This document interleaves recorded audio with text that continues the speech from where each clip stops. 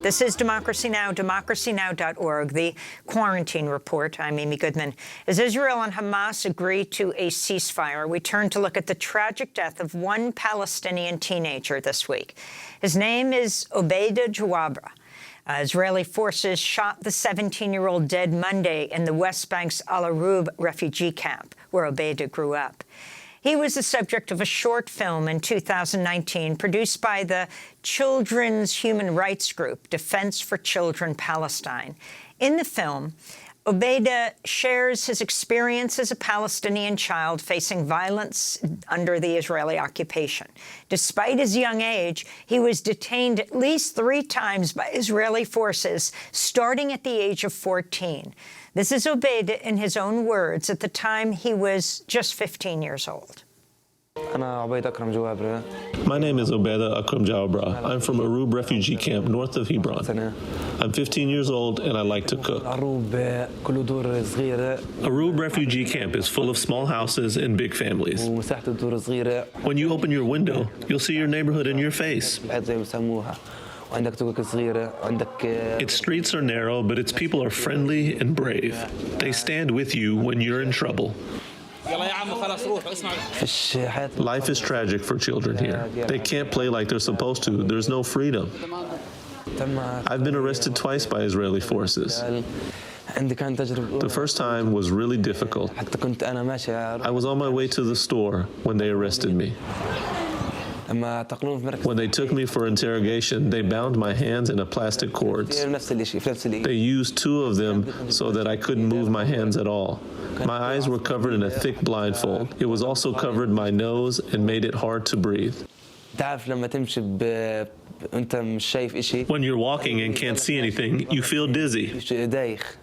You're scared and you hesitate. The soldiers told me there were steps, but there were none, so I'd fall. The soldiers would beat me in places that would leave no marks, so there wouldn't be any evidence on my body that I could use to testify against them.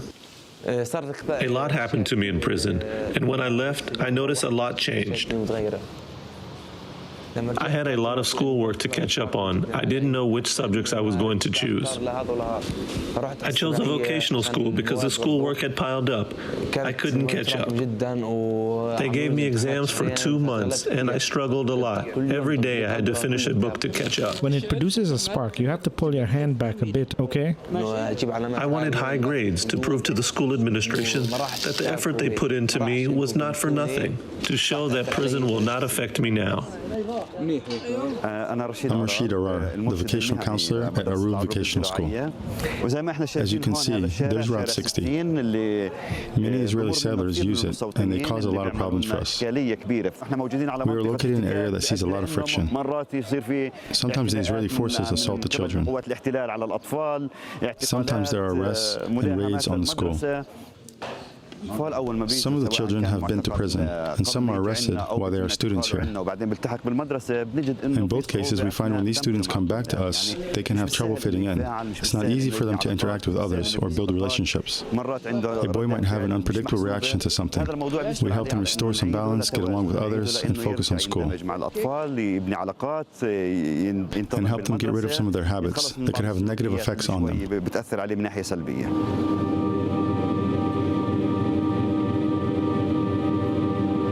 I started to think, why are we so different from other children in the world? Why are we detained when we're young and made to suffer? While others are happy playing sports and with many opportunities that we don't have. Why are they like that, and why are we like this? To this day, no one can answer me. Those are the words of Obaida Jawabra in a short film made by Matthew Castle for Defense for Children Palestine. At the time, Obaida was 15 years old. Israeli military shot him to death on Monday, just a month shy of his 18th birthday. In the short film, Obaida said he had dreams about becoming a chef after learning to cook while in Israeli military detention. They brought in a cook from the other section of the prison, and he was looking for 2 or 3 to be his assistants. So we worked with him, and he taught us step by step. I learned how to cook and to work with others and how to be polite and respectful. I feel freedom, but it's not complete freedom. We first have to be liberated from the occupation before I can feel I am truly free. I feel freedom in that I can come and go, hop in a taxi, talk to anyone I want, argue with anyone I want. You have a personal will. You can do whatever you want. This was something that I missed when I was in prison. But we're not liberated, so how can I be fully happy? Only part of my happiness has been fulfilled. The words of Palestinian teenager Obaida Jawabra, speaking when he was 15 years old. Israeli forces shot him dead Monday, just a month shy of his 18th birthday. We go now to the West Bank, where we're joined by Mariam Barghouti, a Palestinian writer and researcher. Mariam, welcome to Democracy Now! Can you tell us more about Obaida and what happened to him? Hi, thank you for having me, Amy. Obaida was shot near al-Arroub refugee camp in Hebron, and he was shot to the chest with a bullet by an Israeli soldier from the distance was not very far. And it kind of shows you the brutality of the Israeli army when they target these children, especially after having been arrested multiple times by the Israeli army. Obaida later succumbed to his wounds, but he is not the only Palestinian that was killed by the Israeli army and settlers. Since 2008, 1,220 Palestinian children were killed, and this is just from 2008. Of that, 1,152 were from Gaza. They were killed with the bombings that kept falling, that Israel keeps claiming as Hamas. We need to also remember Obaida's in Hebron. He lived in an area that is notorious for the settler violence that happens there. Hebron in 1994 witnessed a brutal massacre at the Ibrahimi Mosque, where an Israeli settler, Baruch Goldstein, went and fired at worshippers at dawn under the protection of the Israeli army. Obaida, and I say this with complete sorrow, is just one name in a long list of many.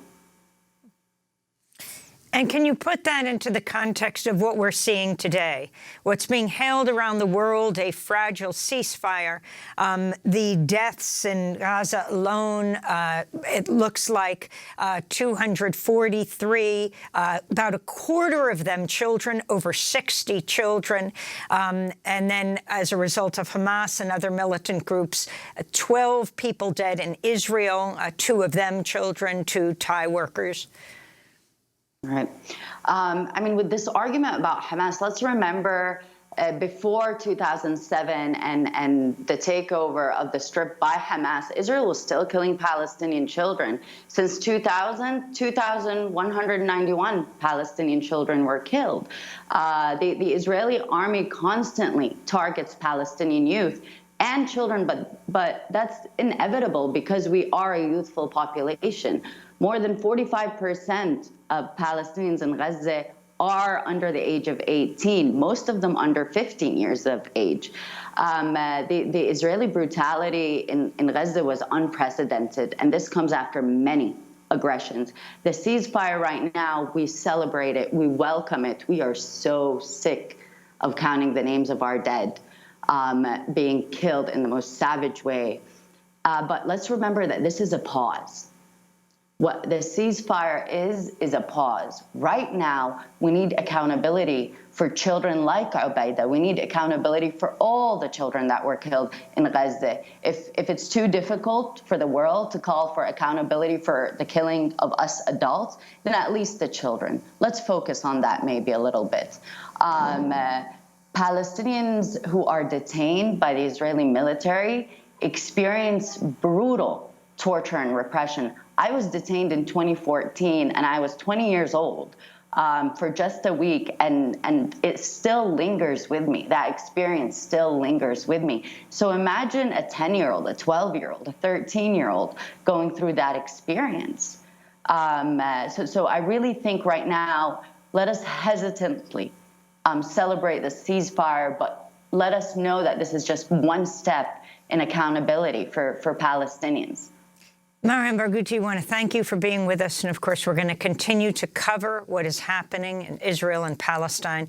We will also link to your piece in the Washington Post that you co-wrote, headlined "Sheikh Jarrah Highlights the Violent Brazenness of Israel's Colonialist Project." Mariam Barghouti speaking to us from Ramallah in the West Bank. This is Democracy Now! When we come back, the Reverend William Barber.